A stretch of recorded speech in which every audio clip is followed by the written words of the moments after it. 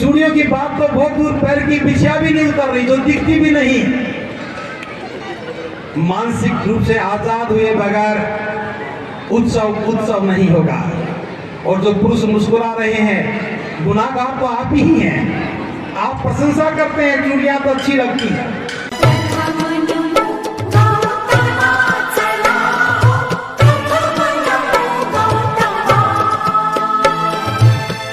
तीसरी पीढ़ी आ गई है बाबा साहब के बाद। तीसरी पीढ़ी भी जाति की बीमारी से ग्रसित है। क्या हमारे मन में एक करुणा का भाव नहीं होना चाहिए? जब हम यहाँ आकर के एक आवाज के साथ कहते हैं कि बौद्ध धर्म की क्या पहचान, मानव एक समान।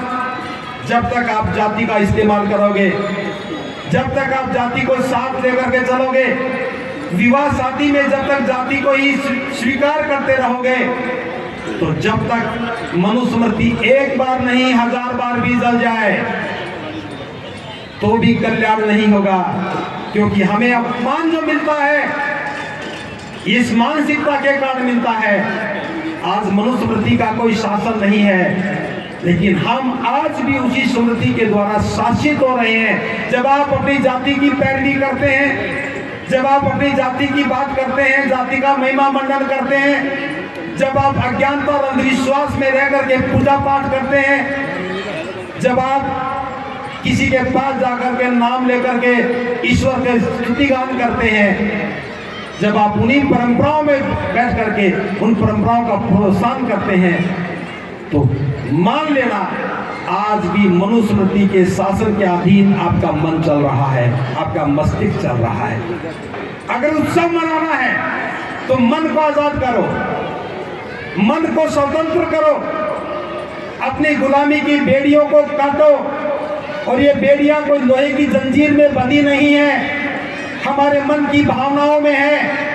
अगर इतना नहीं करेंगे तो आने वाली संतानें आप सभी को बुज़दिल, कायर और डरपोक कहेंगी। वो कहेंगी कि हमारे पुरखे सब कुछ उनके पास था, ज्ञान भी था, धन भी था, और दिल्ली जैसे महानगर में उनका घर भी था, गाजियाबाद और ग्रेटर नोएडा जैसे जगह पर उनके पास आलीशान मकान भी था, कपड़े भी अच्छे पहनते थे, खाना भी अच्छा खाते थे, लेकिन मानसिकता में गुलाम थे। सोच लो, आने वाली पीढ़ियों को उत्साह देना चाहते हो तो अपनी गुलामी की बेड़ियों को काटने का काम शुरू करो। तालियां बजाने में कुछ लोग संकोच कर रहे हैं।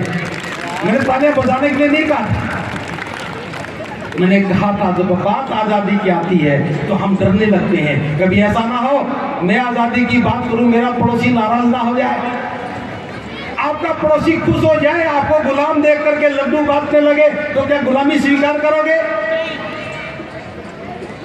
अभी हमारे एक वक्ता अमन बौद्ध जी ने कहा, महिला एक गीत तो अच्छा गा रही है, बाबा साहब की जय जयकार कर रही है, लेकिन गुलामी के प्रतीक हाथ में पहन करके उत्सव मना रही है। हालांकि मैं ये बात नहीं कहना चाहता था, लेकिन मुझे बहाना मिल गया, सहारा मिल गया। एक और वक्ता दो होती तो हो सकता चूड़ियां सारी निकल जाती। तो मुझे लगा कि कार्यक्रमों में महिला वक्ताओं की संख्या ज्यादा किया करें, क्योंकि हमारी बात तो मानी गई होती तो सबकी चूड़ियां उतर जाती। चूड़ियों की बात तो बहुत दूर, पैर की बिछिया भी नहीं उतर रही, जो दिखती भी नहीं। मानसिक रूप से आजाद हुए बगैर उत्सव नहीं होगा।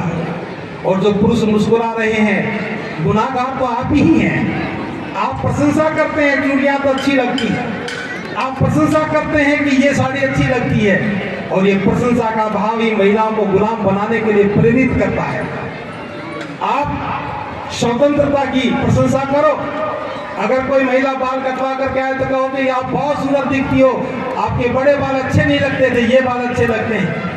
कोई चूड़ी उतारे तो कहो कि चूड़ियां तो गुलामी का प्रतीक थी, अच्छी नहीं लगती थी, आज देखो बिना चूड़ी के आप अच्छी लग रही हो। और मैं उदाहरण दे सकता हूं, अमन जी एक बार आइए। मैं प्रशंसा के लिए नहीं बुला रहा, मैं हाथ दिखाने के लिए बुला रहा। कोई चूड़ियां नहीं है, घड़ी है टाइम देखने के लिए, कोई मंगलसूत्र नहीं है। आइए, जा भी आइए, ऊपर आ जाओ, इनको भी देख लो। ये स्नेहलता जी आपके नोएडा से ही हैं। आजादी का भाव अलग होता है, गुलामी का भाव अलग होता है। इसलिए मैं कहना चाहूंगा कि हमें इस धम उत्सव को आजादी के उत्सव में बदलना चाहिए। और आज इनको भी देखिए, आपके नोएडा की रहने वाली हैं, चूड़ियां भी नहीं है, गुलामी के प्रतीक भी नहीं है, सफारी पहन करके स्वतंत्रता के भाव में आज इस उत्सव का हिस्सा बनी है। इनको देखिए कितनी महिलाएं हैं, एक नहीं यहाँ बहुत सारी महिलाएं हैं। बस मैं एक बात और कह करके बात को विराम दूंगा। बुद्धं शरणं गच्छामि, धम्मं शरणं गच्छामि, संघं शरणं गच्छामि।